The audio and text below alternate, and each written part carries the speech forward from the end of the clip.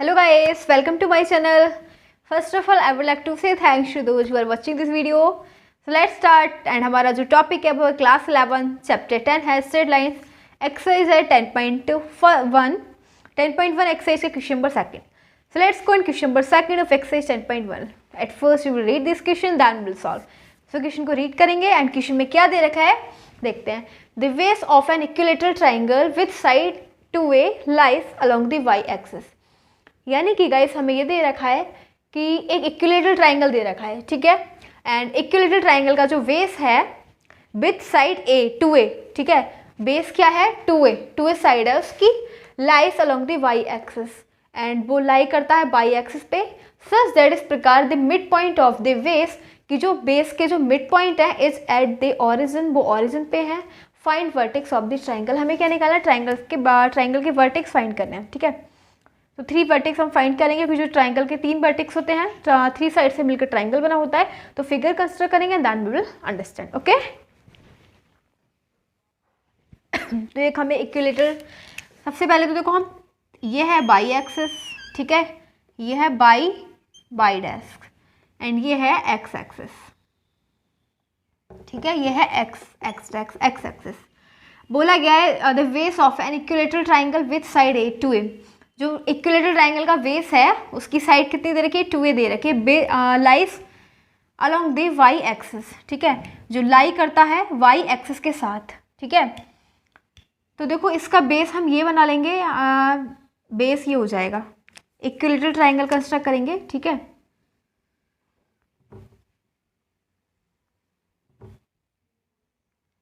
ये है एक इक्विलेटरल ट्राइंगल, ठीक है.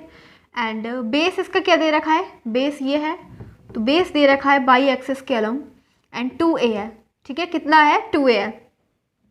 एंड फिर दे रखा है सच दैट इस प्रकार mid point of the base, यानी कि बेस का जो मिड पॉइंट है तो मिड पॉइंट ये हो जाएगा. मिड पॉइंट का मतलब जो इसका 20 का पॉइंट है, यानी कि 2 पार्ट्स में इन दोनों को डिवाइड कर देगा, इस साइड को और इस साइड को, ठीक है. तो ये मिड पॉइंट है is at the origin.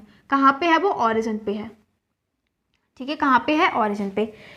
Okay, तो ऑरिजिन यहाँ पे होता है, ठीक है. ऑरिजिन पे एक्स और वाई दोनों की वैल्यू क्या होती है 0,0. तो इस वाले पॉइंट पर एक्स और वाई दोनों की वैल्यू क्या है 0,0, ठीक है. फिर देखो नेक्स्ट, अब यहाँ ये जो पूरी डिस्टेंस है ना, इसको हम नेम दे देते हैं ए वी एंड सी. तो ए सी की जो डिस्टेंस है वो पूरी क्या है 2a है, क्या है 2a, ठीक है. तो अब ये पूरी 2a है, लेकिन इस O पॉइंट ने इन दोनों को हाफ हाफ कर दिया, यानी कि A, इसको हम A हो गया, ये हो गया AO और ये हो गया OC, ठीक है. तो AO क्या हो जाएगा, ये 2a है ना, तो 2a को डिवाइड कर दो 2 से, क्या हो जाएगा A. तो मतलब इतनी डिस्टेंस क्या है, ये है A, ठीक है, और इतनी डिस्टेंस क्या है, ये है A, ठीक है. तो ये A और ये A. अब देखो हमें क्या करना है, हमें ट्राइंगल के वर्टेक्स निकालने हैं. क्या करना है, ट्राइंगल के वर्टेक्स निकालने हैं ए बी सी, ठीक है. ए बी सी में फाइंड करने हैं इसके, find the vertex of the triangle. So अब ए के क्या हो जाएंगे वर्टेक्स. तो देखो यहाँ पे कितना है, ये है बाई एक्सिस, क्या है, ये है बाई एक्सिस, ठीक है. तो बाई एक्सिस, पहले हम इसके बारे में कुछ लिख देते हैं. लेट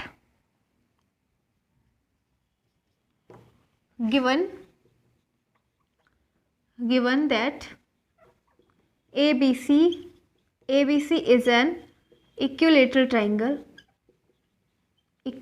triangle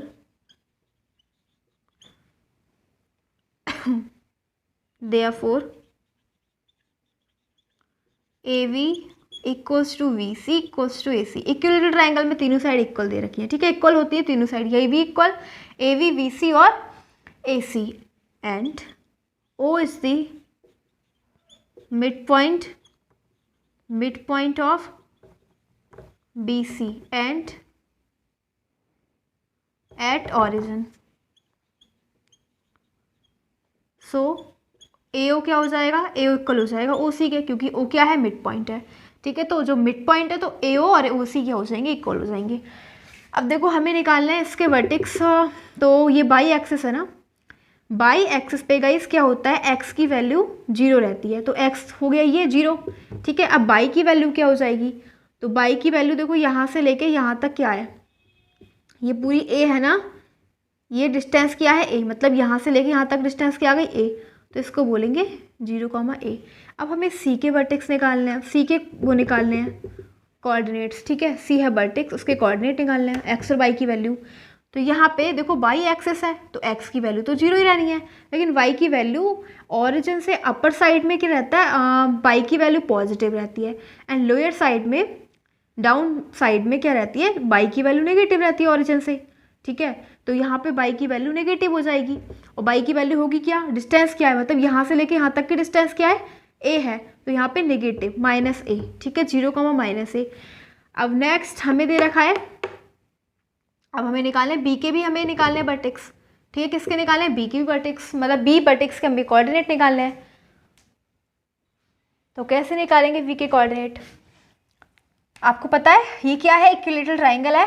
सो इक्विलेटरल ट्राइंगल में जो AC है, AC कितना दे रखा है, A और C, AC 2A है ना, AC 2A है, तो ये भी क्या हो जाएगा, ये में ये लिखा हुआ है AC 2A है, तो AB भी क्या होगा, ये भी 2A होगा, तो हम इसको क्या बोल देंगे, 2A, ठीक है। ये डिस्टेंस क्या होगी, 2A, क्योंकि गाइस ये इक्विलेटरल ट्राइंगल है। अगर इक्विलेटरल ट्राइंगल में एक साइड 2A है तो दूसरी साइड भी 2A होगी, थर्ड साइड भी 2A होगी, ठीक है। तो ये अब हमें ए भी क्या हो जाएगा, 2A हो जाएगा, और AO पता है क्या है, A है, ठीक है, क्या है, A है। एंड नेक्स्ट अब देखो यहाँ पे जो होता है ना, ये वाला जो एंगल है, ये कितने डिग्री का है, 90 डिग्री का एंगल, ठीक है। फोर्थ क्वाड्रेंट है ये, फोर्थ क्वाड्रेंट, ये जो पार्ट है फोर्थ क्वाड्रेंट है, 1/4 मतलब, ठीक है, 1/4, तो इसका एंगल क्या होगा, 90 डिग्री। एंड 90 डिग्री एंगल है तो अगर ट्राइंगल में एक एंगल 90 डिग्री का होता है तो पाइथागोरस थ्योरम अप्लाई हो जाती है, ठीक है। तो हम लिखेंगे अप्लाइंग पाइथागोरस थ्योरम, इसको रफ कर देते हैं।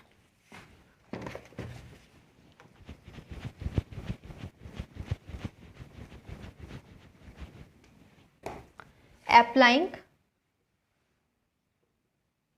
पाइथागोरस थ्योरम, अब हम पाइथागोरस थ्योरम में अप्लाई करेंगे, ठीक है, क्योंकि एंगल AOB क्या है, 90 डिग्री है, ठीक है। तो पाइथागोरस थ्योरम के अकॉर्डिंग हाइपोटेनस क्या है, AB का स्क्वायर इक्वल्स टू बेस, इसका परपेंडिकुलर क्या है, ये हो जाएगा, ठीक है, AO प्लस बेस क्या है, मतलब ये हो जाएगा बेस AO और ये हो जाएगा परपेंडिकुलर OB। तो AO बेस और परपेंडिकुलर दोनों का ऐड होता है, ठीक है, AO प्लस OB स्क्वायर। अब AB हमें फाइंड करना है, ठीक है, क्या करना है, हमें फाइंड करना है OB, फाइंड करना है OB, ठीक है, OB फाइंड करना है। तो अब AB क्या दे रखा हमारे पास, 2A का स्क्वायर, AO क्या है, AO है A का स्क्वायर और प्लस OB का स्क्वायर, तो ये हो जाएगा 4A स्क्वायर इक्वल्स टू में A square plus OB square, okay. तो ये बेस हो गया, ये परपेंडिकुलर नहीं, hypotenuse, 4A square minus A square is equal to OB square, तो ये हो जाएगा 3A square is equal to OB का स्क्वायर। अगर हम यहाँ से स्क्वायर हटाएंगे तो यहाँ पे अंडर रूट लग जाएगा, एंड अंडर रूट से बाहर निकालेंगे तो √3 आ जाएगा, ठीक है, यानी कि जो OB आया वो कितना आया। अब देखो ये एक्स एक्सिस है, एक्स एक्सिस पे बाई की वैल्यू 0 होती है, ठीक है, तो यहाँ पे क्या हो जाएगा, एंड प्लस माइनस √3 आया, ठीक है, क्या है, प्लस माइनस √3, ओके। तो यहाँ पे B के क्या हो जाएंगे, √3A, 0। तो अब हमें बताना था कि जो इसके ट्राइंगल के हैं वर्टेक्स बताने थे, ठीक है, क्या बताने थे, वर्टेक्स बताने थे।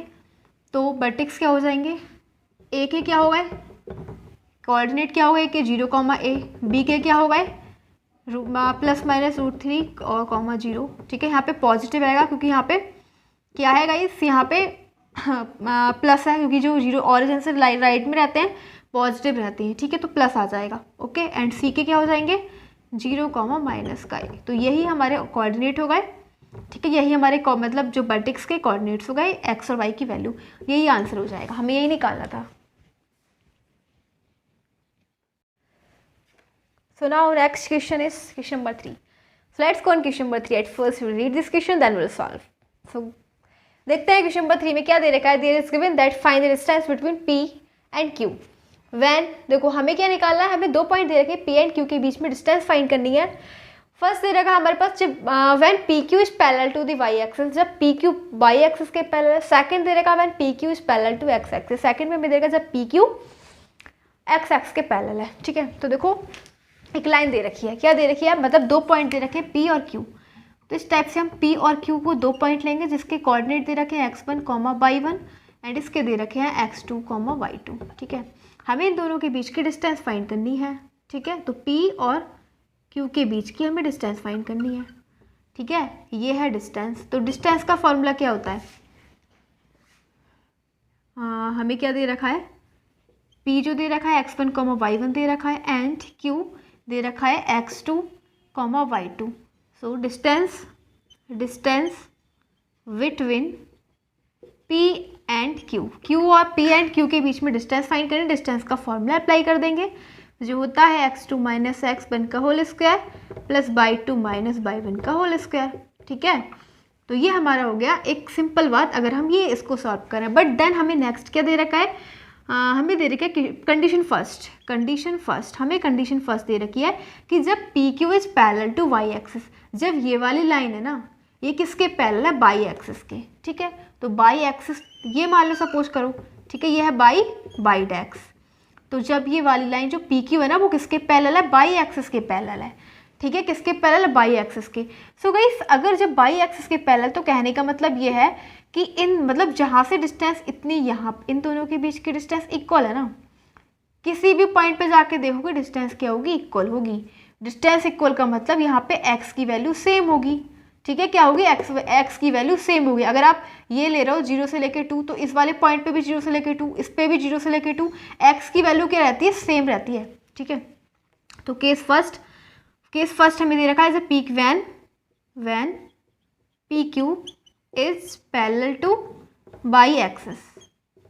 तो ऐसे केस में क्या हो जाएगा, x1 जो है वो किसके इक्वल हो जाएगा, x2 के इक्वल हो जाएगा, ठीक है। अब हम इस वाली इक्वेशन में पुट कर दो, पुटिंग इन इक्वेशन फर्स्ट, ठीक है। तो distance between p and q क्या हो जाएगा, x देखो x2 की जगह हम क्या रख देंगे, x1 रख देंगे, x1 और x1 दोनों कैंसिल, तो हो जाएगा 0 का square plus y1 minus y2 का होल स्क्वायर, ठीक है। तो ये तो 0 फिनिश एंड बचा y1 माइनस y2 का होल स्क्वायर, अंडर रूट लगाया, अंडर रूट से स्क्वायर कट, ये बच गया y1 माइनस y2, ठीक है। क्या आ गया, y1 माइनस y2, ये आ गया distance between p and q।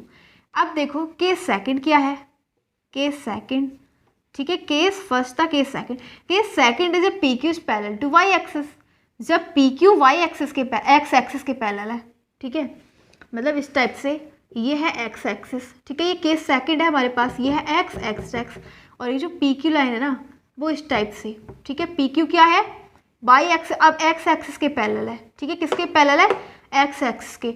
सो देखो अब जब पी क्यू एक्स एक्सिस के पैरेलल है, x1, y1, x2, y2, तो देखो यहाँ से y की डिस्टेंस सेम रहेगी, ये जो है डिस्टेंस ये सेम रहेगी ना, ठीक है। तो यहाँ से y1 और y2 की वैल्यू सेम रहेगी, क्योंकि गाइस अगर y की वैल्यू मतलब इतने बीच का डिफरेंस 0 से लेकर 2 है तो 0 से लेकर 2 ही रहने वाला है, ठीक है। हर जगह डिस्टेंस सेम रहेगी, यानी y की वैल्यू सेम रहेगी, y1 इक्वल्स टू y2।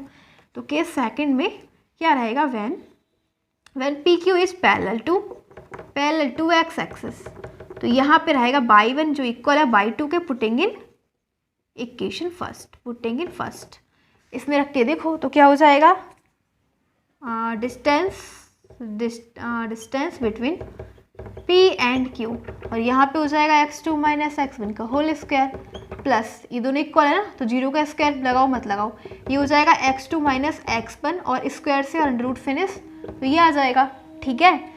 तो इसका आंसर क्या हो जाएगा, फर्स्ट वाले केस का जो आंसर था वो ये था y1 minus y2 and second वाले का हो जाएगा x2 माइनस x1। तो यही हमारा final answer and question number 3 वाला कंप्लीट हो चुका है।